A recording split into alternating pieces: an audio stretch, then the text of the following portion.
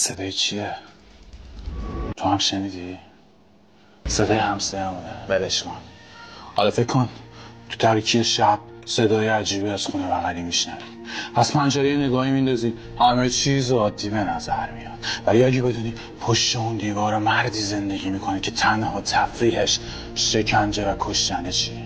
دیگه هیچ چیز عادی نیست نه؟ دنیس رایدر معروف قاتل بی‌تیکه مردی بود که مثل یک هیولا از ترس و شکنجه دیگران لذت می‌برد.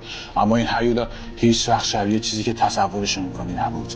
اون یه مرد عادی بود، پدر مهربون، کارمندی منظم و همسایه‌ای خوش رفتار و دوست داشتنی. واقعا عجیبه نه؟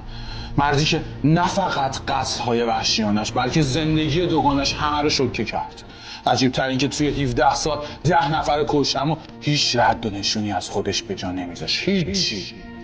تا اینکه یه اشتباه ساده نقابش رو کنار زد.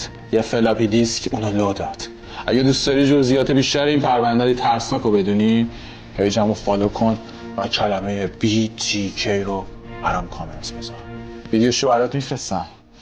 حتما ببین.